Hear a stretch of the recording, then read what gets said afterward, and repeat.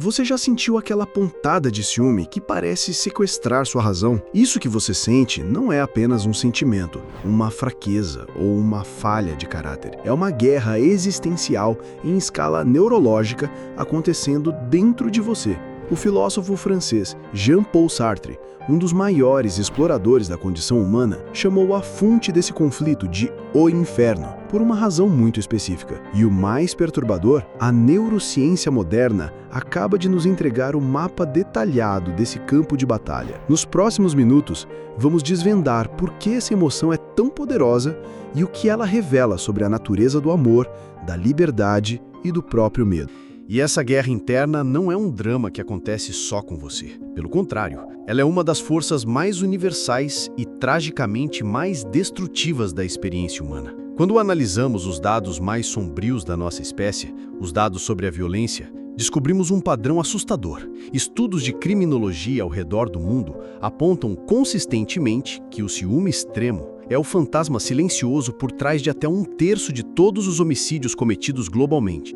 Mas o custo dessa emoção não se mede apenas nas estatísticas mais trágicas. Ele se mede nas noites em claro, revirando na cama enquanto a mente projeta cenários catastróficos. Mede-se na forma como um diálogo que deveria ser sobre conexão se transforma, palavra por palavra, em um interrogatório frio. O custo real é o veneno lento que corrói a fundação de qualquer relacionamento significativo: a confiança. É viver em uma prisão mental cujas grades são forjadas pelo medo constante de perder o outro. Uma prisão onde você é, ao mesmo tempo, o prisioneiro, o carcereiro e o arquiteto. Mas para desvendar o código-fonte dessa força avassaladora, para entender por que ela nos domina de forma tão completa, precisamos fazer uma viagem para os cafés esfumaçados de Paris, logo após as cinzas da Segunda Guerra Mundial. Aqui, encontramos Jean-Paul Sartre, um filósofo que não se contentava com respostas fáceis sobre a vida. Para ele, o valor supremo, o núcleo da nossa existência,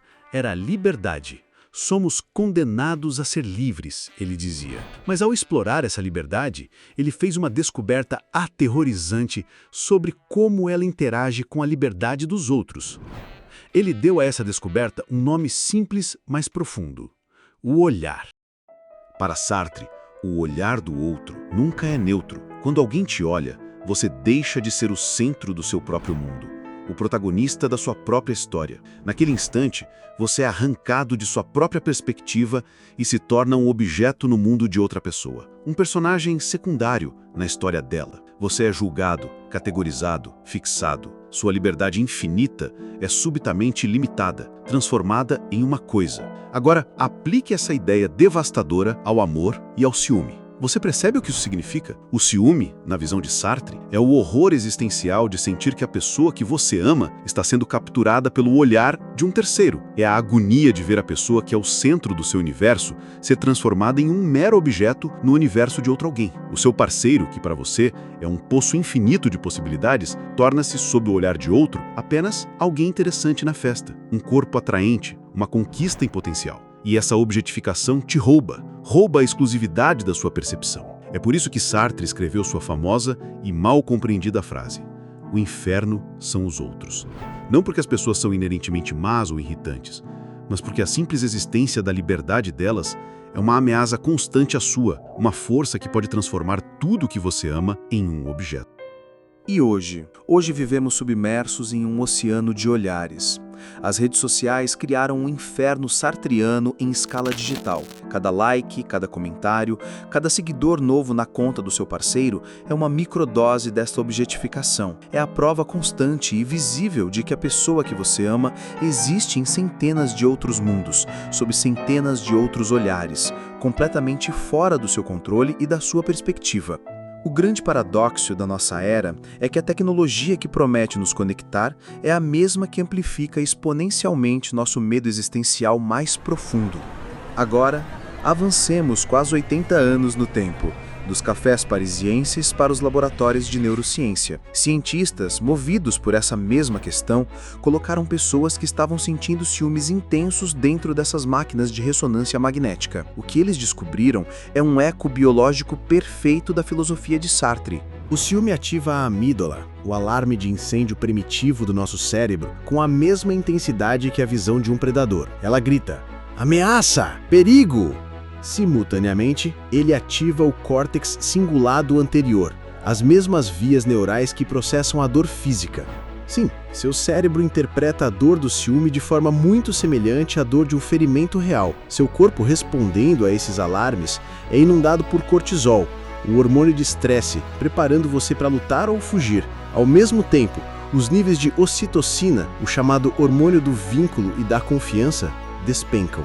É como se quimicamente seu corpo desligasse a torneira da conexão e abrisse as comportas do pânico.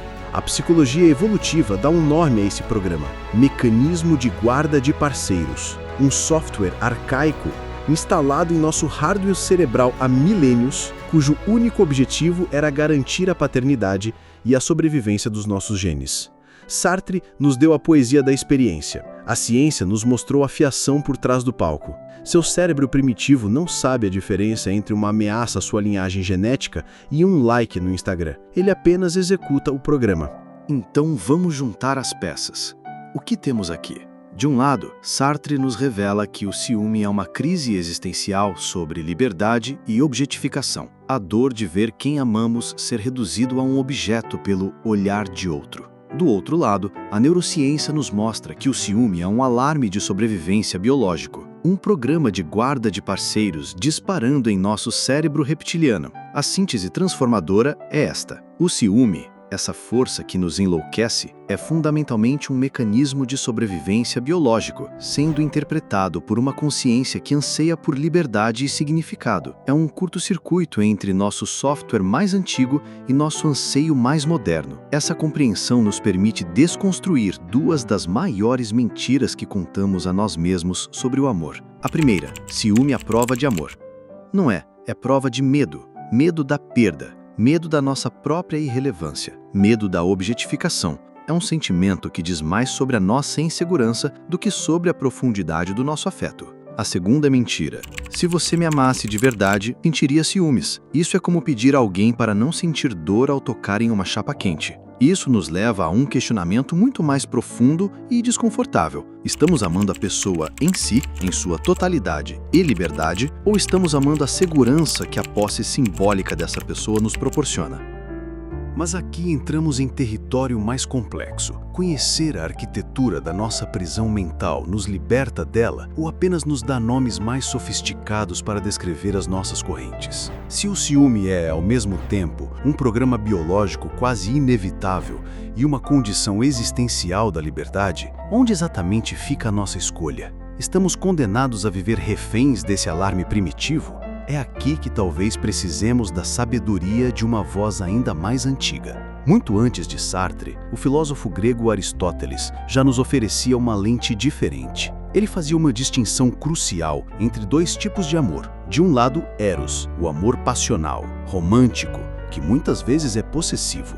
Eros deseja o outro para si. Ele quer colher a flor e guardá-la em um vaso para sua admiração exclusiva. Do outro lado, Aristóteles falava de filia, frequentemente traduzido como amizade, mas é mais profundo.